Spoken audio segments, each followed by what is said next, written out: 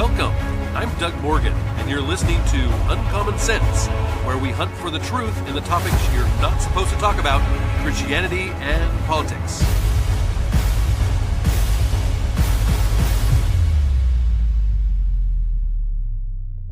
Hey everyone, welcome back to FOMO Friday here on the podcast. Every Friday, we bring you the stories of the week that you should probably know a little bit about, especially coming from a Christian perspective. And this week, we've got quite a few things to cover, and so let's get right into it. From a series of articles from the Daily Wire comes this very first one, and it is Texas Senate Democratic candidate James Tallarico said, "God is not a Christian." Yeah, let me repeat that. He said, God is not a Christian, and compared evangelicalism to forcing alcohol on young children in the latest unearthed sermon highlighting what critics call the Senate hopeful's blasphemous views.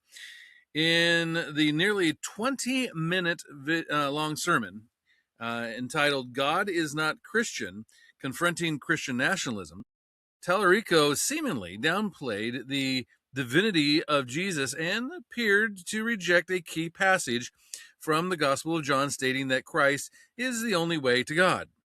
Quote, "There are so many pathways to the sacred." The Islamic mystic Rumi said, "Every religion has love, but love has no religion." This is what Tallarico is preaching. He says, God is so much bigger than our human categories. God is not a Presbyterian. God is not a Christian. God is not a noun at all. God is a verb. God is not a being. God is being self. God is love. And that's why Jesus is against anything that gets in the way of that love between neighbors, including religion, unquote. Yeah, that's blasphemy, right?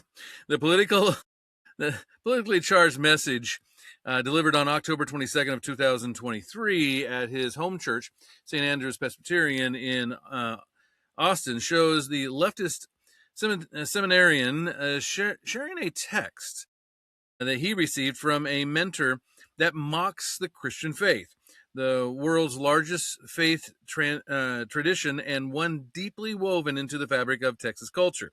Quote, "It's the top reason beer is better than religion," Tallarico said before reading off the text from Minister Jim Rigby.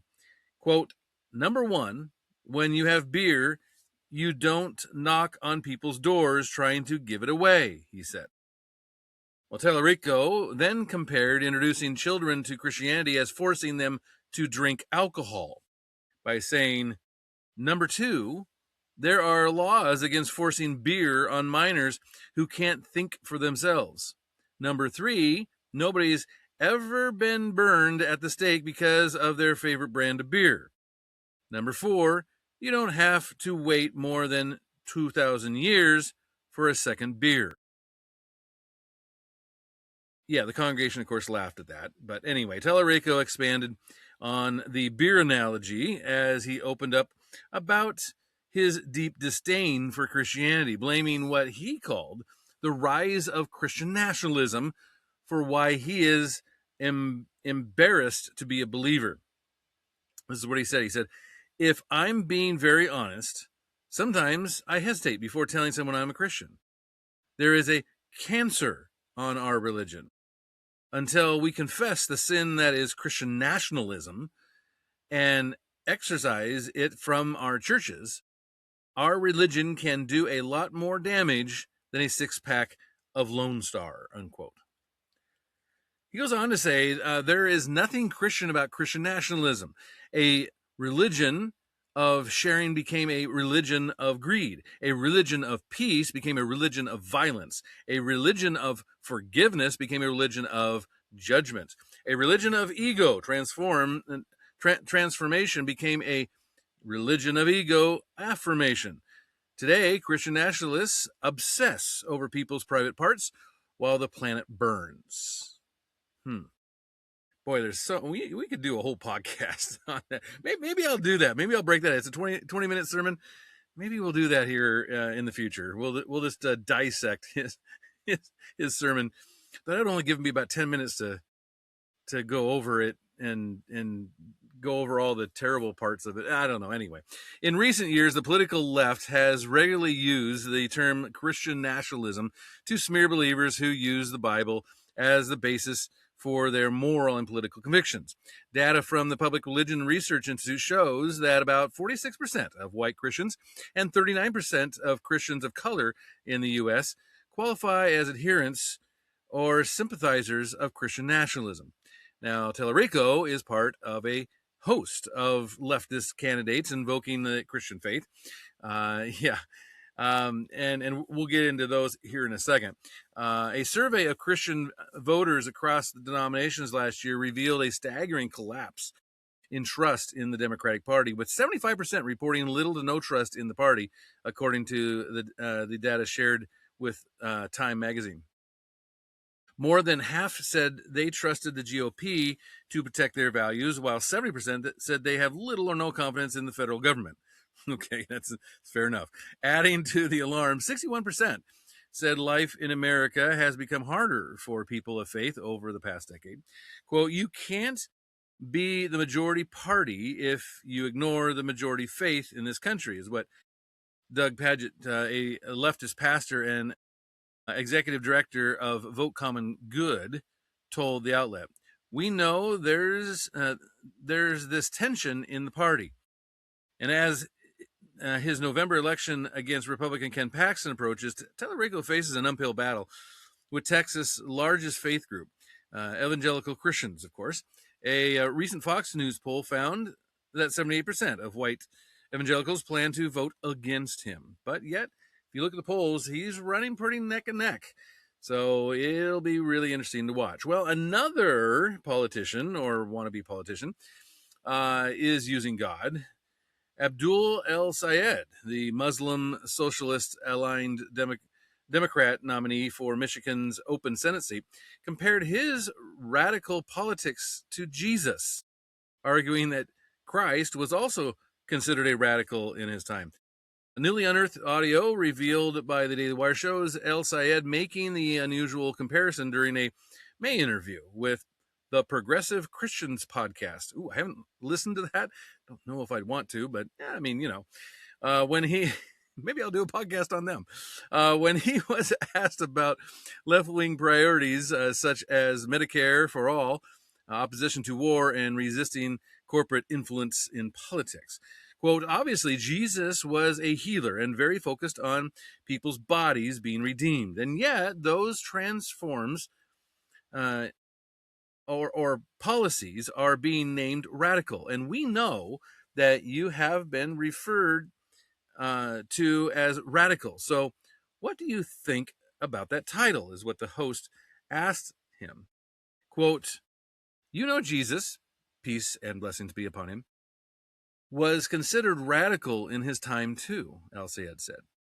And there is a radical nature to being willing to stand forthright in a time of corruption. Well, this is the first time El Sayed has invoked Jesus, or isn't the first time that he's invoked Jesus to justify left-wing politics. Just last week, he said, if you followed the teachings of Jesus Christ, it was about upending the system against the richest and most powerful in the ways that they used their power and their money to subjugate other people. Like that was the essential teaching, unquote. Yeah, I love the way they twist scripture. El Sayed is the latest of a host of leftist candidates invoking the Christian faith this cycle to win over voters who have largely abandoned the Democratic Party, really. In fact, Abdulrahman Mohammed El Sayed thinks he's the second coming of Jesus Christ, here to save America with an extreme socialist agenda, is what the RNC spokesperson Hunter Lovell told the Daily Wire. He said, Jesus isn't a pawn for political games, and El Sayed's radical terrorist sympathizing ideology is an insult to millions of Christians.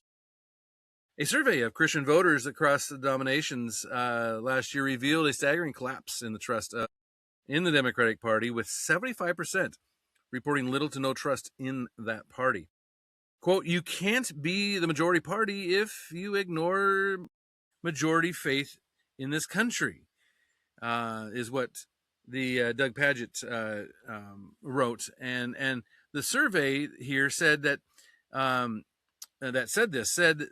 it was commissioned. The survey was commissioned following President Donald Trump's decisive 2024 victory when he captured an overwhelming share of the Christian vote, winning large majorities among evangelicals and Catholics to secure another term in the White House. Fast forward, of course, to this year, and Democratic candidates who have largely shied away from talking about faith on the campaign trail are increasingly embarrassing leftist interpretations of the Bible to make inroads with religious voters. Just like I was saying, they take scripture, they twist it, and they try to get Christians on board with them. Sarah Throne Garat, the Democratic candidate for Iowa's 3rd Congressional District, emphasized her work as a Lutheran minister while campaigning over the weekend. Quote, everyone knows me as the pastor. I am a Lutheran minister. I still preach on the weekends. And this month, I'm celebrating the 18th anniversary of my ordination. This is what Throne Garat said. Also saying, and one thing that I have learned from ministry is to serve a community well. You have got to show up. Well, the leftist minister, a member of the Evangelical Lutheran Church in America, once claimed that challenges to the traditional definitions of men and women are very threatening, as she put it, to white men, and downplaying concerns about the dangers of the transgender movement for women. In Texas, of course, we just talked about Democratic Senate candidate James Tallarico, and he has likewise emphasized his Christian faith by making inroads with Christian evangelicals. The largest, that is the largest religious group in Texas, by the way, by touting his Christian upbringing despite his support for abortion, describing God as non-binary. We covered that one not long ago. Opposing the display of the 10 Commandments in public schools, and his affiliation with the leftist Presbyterian denomination. Quote, as a Baptist preacher in South Texas, my grandfather taught me to follow the 2 great commandments, love God and love your neighbor. This is what Tallarico said in a 30-second ad before connecting those teachings to lowering the cost of health care, housing, and groceries. The strategy comes as Tallarico faces a difficult challenge among evangelical voters, and in his race against Ken Paxton. Quote, Democrats and the left are increasingly realizing that rather than simply degenerate Christianity as they did in the past, they're better off trying to appropriate the language of Christianity and to use Jesus as a mascot for wickedness, is what Day of the Wire's Megan Basham has argued. She also said, obviously, there's nothing Christ-like about that. As anyone with even a passing adequacy with the Bible knows, the left is banking on people not being familiar with their Bibles. And isn't that really the case? I mean, they're betting on Christians not knowing their Bibles, not having read the Bible even in many cases, not knowing what it says, being able to twist those scriptures and then get them on their side. And many of these, they don't even believe that Jesus was God. They don't believe that. And that's why when they talk about this stuff, it doesn't sound like blasphemy to them because they don't believe that Jesus was God. But anyway, as far as interesting politicians and being targeted when it comes to Christianity, a politician convicted of hate speech for sharing her Christian views on marriage said she was blocked from entering the United Kingdom to advocate for free speech. Yeah, Finnish parliamentarian Ravi Rasanen said Tuesday that officials in the UK prevented her from traveling into Northern Ireland, where she was slated to speak at a conference on religious liberty. Well, Rosanen said she was initially authorized to enter the country in June, but that approval was yanked in July. Quote, "It is shocking that the UK has blocked me, a democratically elected politician in an allied European state, from entering the country," she said. "I was convicted of hate speech in Finland for peacefully expressing my Christian views." Rosanen called on UK Home Secretary to reverse course and allow her to enter the country, and she currently plans to address the conference remotely on Wednesday and Friday. So she's going to be part of the conference, but she just has to do it by Zoom or something, right? Well, the denial of entry comes just a few months after Finland's top court found her guilty of hate speech for sharing her Christian views on marriage in a 2004 church pamphlet. The court found her guilty of making and keeping available to the public a text that insults a group. So if you insult a group, you can be convicted of hate speech. Well, the text she was charged over was a pamphlet explaining the Bible's position on marriage and sexual ethics, published by a Lutheran bishop, Pahola, I guess is how you pronounce that, who was convicted alongside her. The Trump administration, which slammed Rosanen's conviction, said the latest development showed the danger of restricting free speech. Yes, it's a big danger. Pavli was prosecuted for quoting the Bible. A downstream effect of countries criminalizing speech is that systems designed to flag and filter criminals trigger rippling second-order punishments, can lead to debanking and visa denials and more. This is what the Undersecretary of State for Public Diplomacy, Sarah Rogers, said on Tuesday. Throughout her legal battles, Rosanen has been represented by the Alliance Defending Freedoms International. So that's a good group. We've actually covered many of their things over time. Quote, "This is not an isolated incident," is what the ADF international lawyer Lurkin Price said.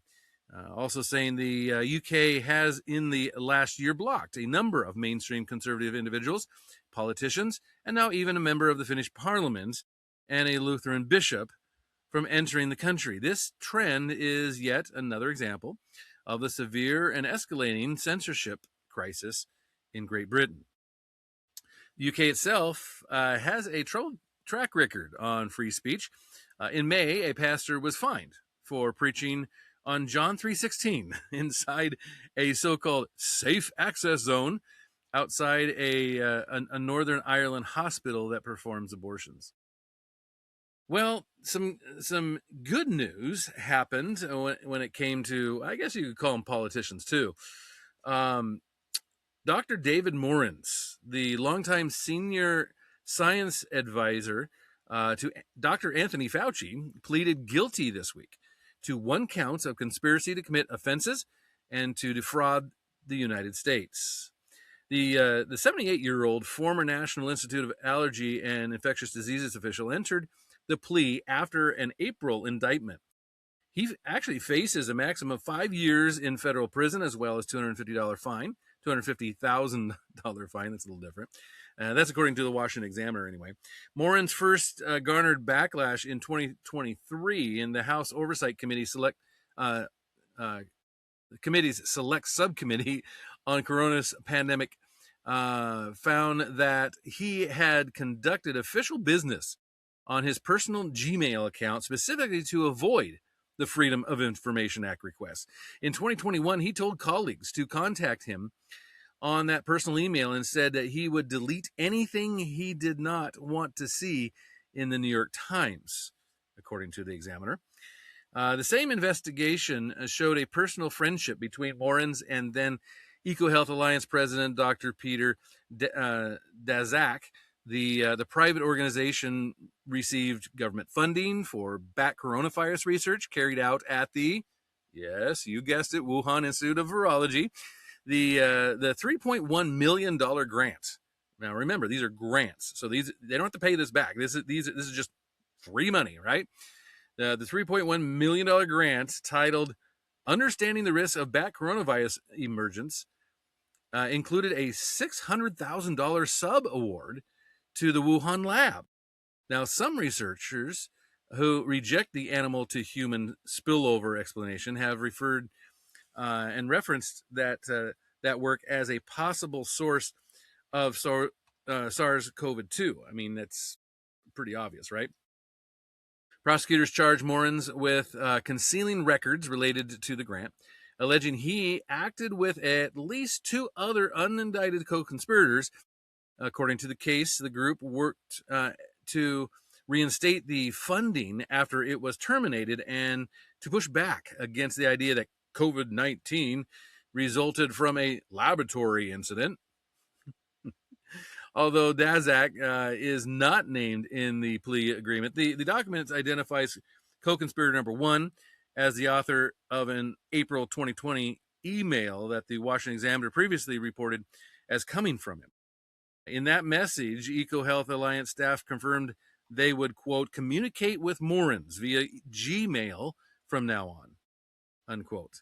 The plea agreement says that Morens and his co-conspirators then plotted and repeatedly expressed their intentions to conceal federal records to evade FOIA and provided information to senior NIAID official number one that was favorable to co-conspirator number one and company number one. That senior NIAID official is, of course, widely speculated to be Fauci, who at the time was the public figure on the federal COVID-19 response. Now, when Fauci testified before the House Oversight Committee in 2024, he distanced himself from Morens' email practices, saying he should not have been doing that. You think? Yet the two men co-authored more than 50 scientific papers during Morens' tenure at the agency from 2006 to 2022. Morens also briefed Fauci ahead of key White House coronavirus task force meetings in his role as top scientific advisor. And a federal judge is scheduled to sentence Morens on November 12th. So we'll see. We'll see if he does any rollover on Fauci and if there's anything they can hold Fauci to. Well, coming from the celebrity column here, we have kind of an interesting thing, and this again kind of goes along with our COVID news. That the Trump administration is moving to claw back tens of millions of dollars in pandemic relief that went to celebrities and music artists and entertainment industry elites. Yeah, some small business administration, the Small Business Administration announced Tuesday that it has referred $34 million in outstanding shuttered venue operators grants. That's the SVOG debt to the Treasury Department, making the first time that the federal government has referred unsolved debt from the program to the Treasury for collection.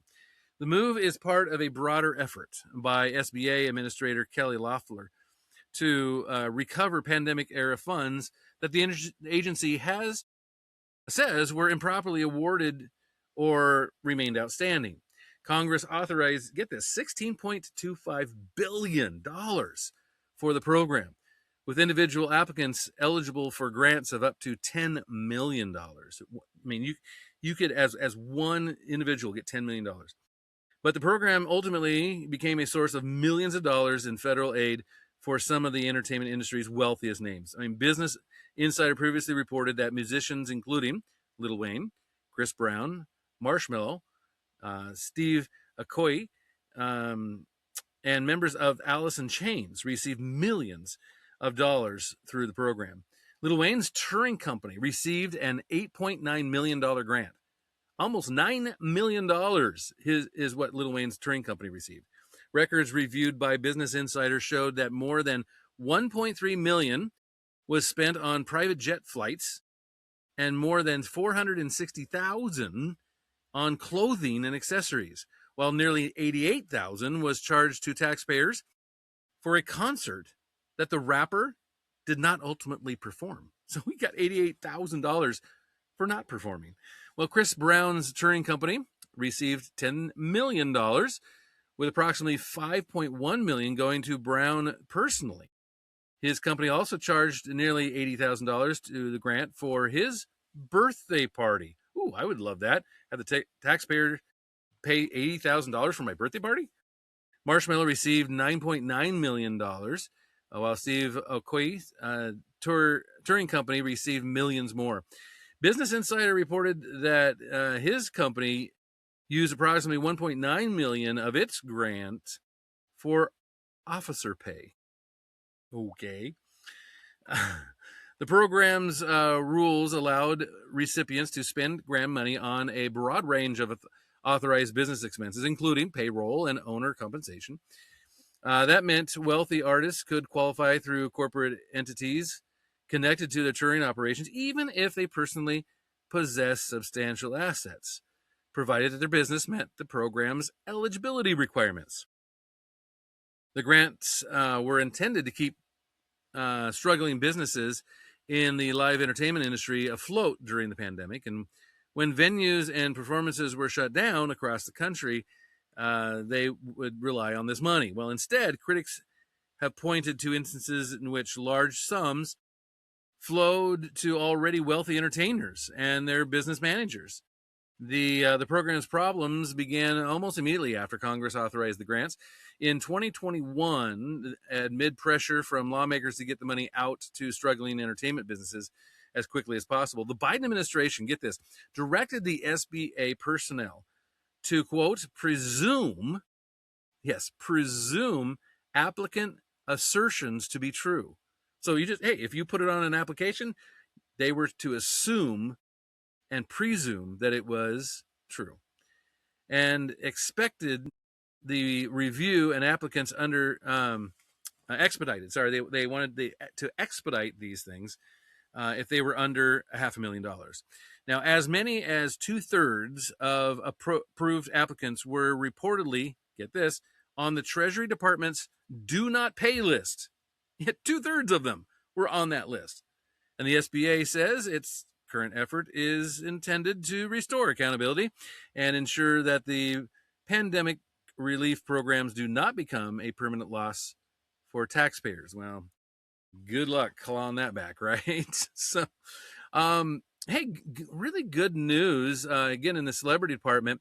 And this came from CBN News. Award-winning singer and actor Donnie Wahlberg has publicly proclaimed Jesus Christ as his savior, and he's opening up more and more about his faith journey. This week, on his birthday, he posted a video recap of this past year's highlights, and he snuck in a few clips of him and his wife Jenny McCarthy getting baptized, and of course being completely dunked. Later, McCarthy posted a video of the couple worshiping God together at a CeCe Winans concert, singing "Holy Forever." And McCarthy posted, quote, Donnie's birthday wish was to see CeCe Winans. What a beautiful night of singing, worshiping, and celebrating. So that's awesome, right? Well, let's end on a really good note here. Keep that going. And this is really encouraging. An experimental cancer vaccine has kept high risk melanoma from returning for longer and reduced the risk of it spreading in late stage trial. Now, Moderna and Merck said Wednesday in a press release that their experimental personalized mRNA vaccine, it's called Intismeran, I guess is how you pronounce that, combined with Merck's Keytruda, met both its primary and secondary goals in a late-stage trial of high-risk melanoma patients who had already undergone surgery. Now, the coupling prolonged the time before the cancer returned and reduced the chance that it would spread to other organs. The late-stage trial was conducted on more than 1,000 people, so that's a pretty good trial, right? This according to the Wall Street Journal, by the way. Every participant had already undergone surgery to remove a melanoma, and roughly half received the personalized vaccine along with Keytruda. Now, the rest the rest of them received the Keytruda by itself, and the treatment lasted about a year. So the aim was to lower the odds that the cancer would return after the tumor was gone. And the companies withheld their exact figures on the duration the patient stayed free of the progressing disease and how long they lived overall. But those numbers are scheduled to be presented at a medical meeting later this year. The outcome gives Moderna a potential entry into the cancer drug market, which exceeds $240 billion at this time. So yeah, it's the way they do this. They actually personalize each dose to the patient, so that they can get it to where it'll affect the patient the best as far as the cancer goes, and reduce the symptoms of it. So anyway, this is some really cool stuff that, again, we'll keep an eye on, because I mean, we're talking about trials that are going on right now with this for bladder cancer, frequent types of lung cancer, and even kidney cancer. So yeah, we'll keep an eye on it, see what comes of it. So anyway, I'd love to hear from you on it. Of course, you can always get a hold of us at uncommonsensepodcast.com. We are on YouTube. Love to see you there, and thank you for listening. This podcast is a production of Morganite Communications.